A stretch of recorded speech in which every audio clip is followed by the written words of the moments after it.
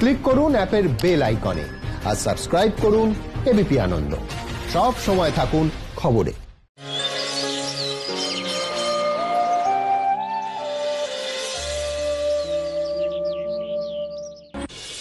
নমস্কার, দেখছেন এবিপি আনন্দ। শুরু করছি আনন্দ সকাল। আর আজকের আনন্দ সকালে আপনাদের সঙ্গে রয়েছি আমি মাধুরী, আর মাধুরীর সঙ্গে রয়েছি আমি কুসুমিতা। আজ কোজাগরী লক্ষ্মী পুজো। আজ বাঙালির ঘরে ঘরে মা লক্ষ্মী আরাধিতা হবেন। তার পাশাপাশি কিন্তু আজ তারাপীঠে তারা মায়ের আবির্ভাব তিথি, অর্থাৎ সেখানেও কিন্তু আজকে বহু মানুষের সমাগম হওয়ার সম্ভাবনা, যদিও করোনা আবহে ভক্তের সংখ্যা অনেকটাই কম রাখা হচ্ছে, এমনটাই কিন্তু সিদ্ধান্ত।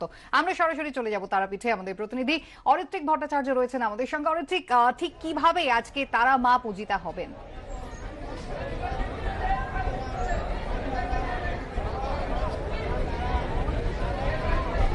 দেখো, প্রথমেই তোমাকে এই বিষয়টা বলে নি, যেটা তোমরা একটু আগেও বলছিলে যে এ বছরটা যেহেতু অন্য বছরের থেকে আলাদা, তাই এবছরে ভক্ত সমাগম কিছুটা কম। যদিও সেটা খুব কম বলা যায় না, কিন্তু কিছুটা কম। মন্দির কর্তৃপক্ষের তরফে বারবার মাস্ক ব্যবহার করার, দূরত্ব বজায় রাখার আবেদন জানানো হচ্ছে মাইকে।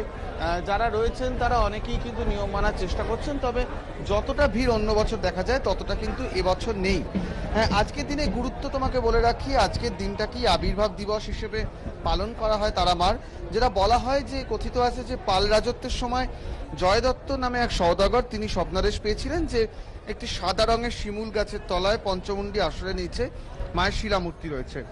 সেই স্বপ্নাদেশের পরই কিন্তু শিলামূর্তি উদ্ধার করা হয়, এবং উদ্ধার করার পর সেই দিন থেকেই কিন্তু মায়ের পুজোর সূচনা হয়। সেটাই ছিল প্রতিষ্ঠার দিন, এবং সেটা ছিল আশ্বিন মাসের শুক্লপক্ষের একটি চতুর্দশী।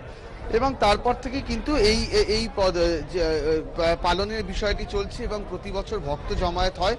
আজকের দিনে যে মূল বিশেষত্ব এটাই থাকে যে আজকে যে মূল মন্দিরে তারা মাকে পুজো করা হয়, সারা বছর তিনি অধিষ্ঠান করেন, সেখান থেকে নিয়ে এসে তাকে রাখা হয় অন্য একটি ঘরে। সেটাকে বিশ্রাম কক্ষ বা বিরাম কক্ষ বলা হয় এখানে। সেখানে তিনি অবস্থান করেন, এবং আজকে ভক্তরা মাকে ছোঁয়ারও সুযোগ পান। আজকের দিনের জন্য স্পর্শ করতে পারেন তাকে, মাকে একেবারে সরাসরি আশীর্বাদ নিতে পারেন স্পর্শ করে। এবং আজকের দিনটা অন্য দিনের থেকে আরো একটি বিষয় আলাদা, যে অন্য দিনগুলো আমরা জানি দ্বারকা নদী যেহেতু উত্তরে রয়েছে, তাই উত্তরমুখী অবস্থান থাকে মায়ের। কিন্তু আজকের দিনে পশ্চিমমুখী অবস্থান করেন তিনি, তার নতুন যে বিশ্রাম কক্ষে বছরে একদিন যান।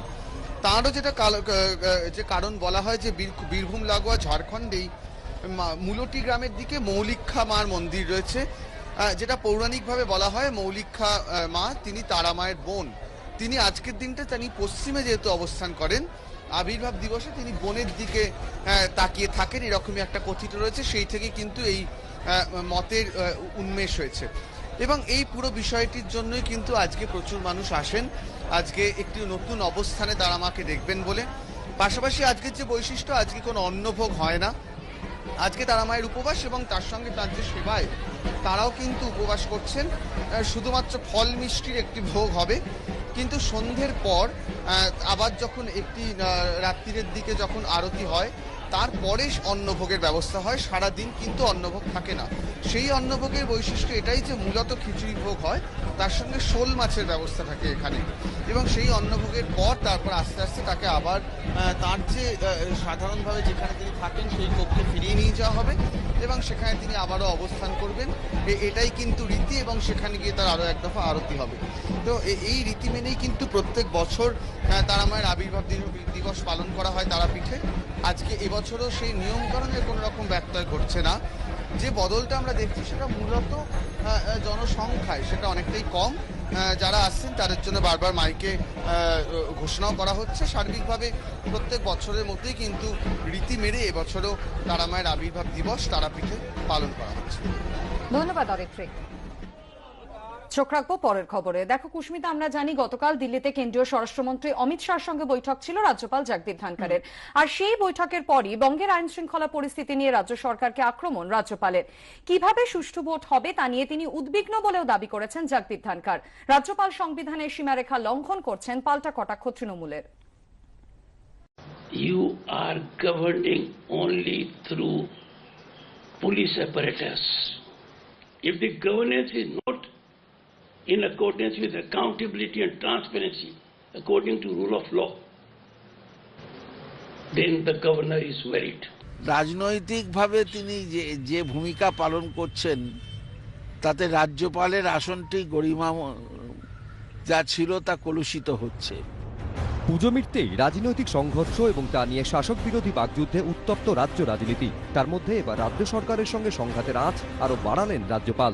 বৃহস্পতিবার দিল্লিতে অমিত শাহর সঙ্গে বৈঠক করে বেরিয়েই রাজ্যপালের নিশানায় Mamata Bandyopadhyay.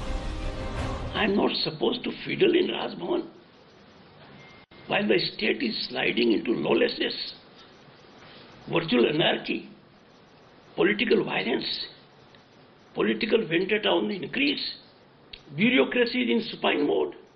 I have written on these issues to the Honorable Chief Minister. I have indicated to her in my last communication, I don't believe in criticism. I believe in reformation. পাল্টা রাজ্যপালের বিরুদ্ধে রাজনীতি করার অভিযোগে সরব হয়েছে তৃণমূল। আমি বললাম যে রাজ্যপালের কাজই তো স্বরাষ্ট্রমন্ত্রীর সাথে দেখা করা। স্বরাষ্ট্রমন্ত্রী তো তার বস, তিনি মাইনে পাওয়াটা জাস্টিফাই করবেন করে স্বরাষ্ট্রমন্ত্রীর সাথে দেখা করে, কিন্তু রাজ্যপালের সাথে স্বরাষ্ট্রমন্ত্রীর যে আলোচনা হবে তা তো কনফিডেন্সিয়াল। সেইটা দিনের পর দিন রাজ্যপাল বলে দিচ্ছেন কি করে। এরকম রাজ্যপালকে তো স্বরাষ্ট্রমন্ত্রী সরিয়ে দেওয়া উচিত, যে স্বরাষ্ট্রমন্ত্রীর সাথে মিটিং করেই এসে বলে দিলেন যে আমি স্বরাষ্ট্রমন্ত্রীকে এই ঘটনা বলেছি।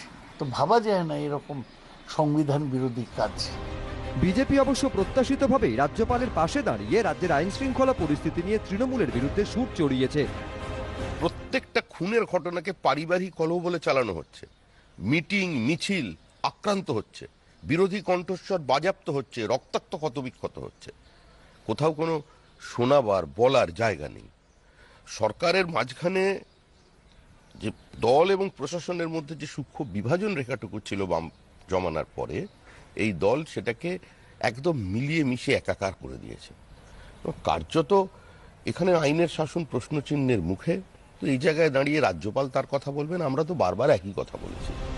আইন শৃঙ্খলা ইস্যুতে তৃণমূলের বিরুদ্ধে সরব হওয়ার পাশাপাশি বিজেপিকেও নিশানা করতে ছাড়েনি সিপিএম। রাজ্যের আইন শৃঙ্খলা তলানিতে, আইনের শাসন নেই, এটা নিয়ে কোনো সন্দেহ নেই। যেমন আমরা ত্রিপুরায় দেখছি, তেমনই পশ্চিমবাংলা। রাজ্যপালই হোক আর মুখ্যমন্ত্রী হোক, সাংবিধানিক সবারই একটা সীমানা থাকা উচিত, আছেও বটে। বাইরের রাজ্যে গিয়ে অথবা রাজ্যে রোজ রোজ সাংবাদিক সম্মেলন করে মানুষের কাছে কথা বলাটা এটা রাজ্যপালের কাজে না। দিল্লির সরকারের কখন কোনটা কি ইচ্ছা সেই অনুযায়ী যদি রাজ্যপালের পদকে কেউ ব্যবহার করতে চান, তাহলে আমরা তার ঘোরতর বিরোধী।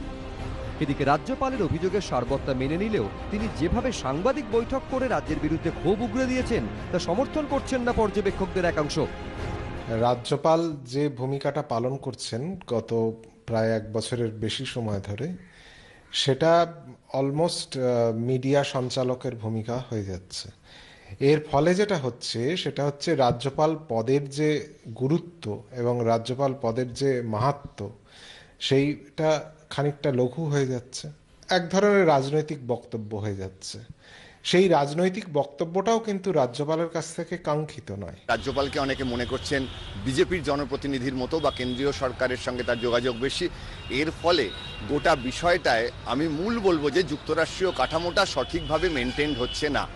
এই যুক্তরাষ্ট্রীয় কাঠামোটা যদি মেনটেন হতো তাহলে আমাদের রাজ্যেই সমস্যাটার সমাধান হতো, তার বদলে ওনাকে দিল্লিতে গিয়ে অভিযোগ করতে হতো না।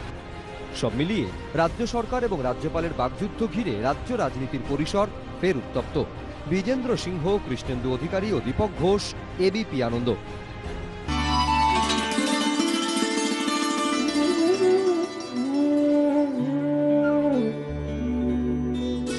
এবছর আজ এবং কাল দুদিন ধরেই কোজাগরী লক্ষ্মী পুজো, এবং লক্ষ্মী পুজো যেটা ছাড়া অসম্পূর্ণ সেটা হলো নারকেল নাড়ু। সাবেকি বাড়িগুলিতে লক্ষ্মী পুজোয় হরেক রকম নাড়ু তৈরির চল রয়েছে। নারকেলের দাম বাড়লেও সেই রীতি চলেছে পুরনো মেজাজে। এবছর 30 ও 31 অক্টোবর অর্থাৎ শুক্র ও শনি দুদিন ধরে পড়েছে লক্ষ্মী পুজো। বিশুদ্ধ সিদ্ধান্ত পঞ্জিকা মতে 30 তারিখ শুক্রবার বিকেল 5:46 থেকে 31 তারিখ শনিবার রাত 8:19 পর্যন্ত পূর্ণিমা তিথি। তাই দুদিন সন্ধ্যেতেই পুজোর বিধান রয়েছে। দুর্গাপুজোর পরেই আসে কোজাগরী লক্ষ্মী পুজো। আর লক্ষ্মী পুজোর প্রস্তুতিতে নাড়ু থাকবে না, হতেই পারে না। নারকেল হোক বা তিল, চিড়ে হোক বা খই, মুরকি বা মুড়ি, লক্ষ্মী পুজোর অন্যতম প্রধান আকর্ষণ নাড়ু। 8 থেকে 80 নাড়ু শুনলে জিভে জল, প্রাণে আহ্লাদ। যতই খিচুড়ি ভোগ বা লুচি সুচি থাক না কেন, নাড়ু না হলে যেন পুজোর প্রসাদের 12 আনাই ফাঁকি। সমৃদ্ধির আরাধনার আগে তাই ঘরে ঘরে জোর কদমে নাড়ু তৈরির প্রস্তুতি। যেমন দুর্গাপুজো যখন হয় আমাদের বেশিরভাগ তখন আর চিনির নাড়ুটা হয় না, তখন গুড়ের নাড়ু দেয়া হয়, তো সেটাও ভীষণ ডিমান্ড। আর লক্ষ্মী পুজোতে তো নাড়ুর ডিমান্ড ভীষণ, হাঁড়ি হাঁড়ি নাড়ু যত থাকবে লোকে তত খাবে। এক একটা নাড়ু 50, 60, 70 পিস তো হতেই হবে। দাম বেড়েছে নারকেলের, বানানোতেও ঝক্কি কম নয়। তাও লক্ষ্মী পুজোয় নাড়ু বানানোয় নেই কোনো অনীহা। স্বাদে গন্ধে নাড়ুর আকর্ষণ আজও একই রকম। সঞ্চয় মিত্রের রিপোর্ট, এবিপি আনন্দ, কলকাতা।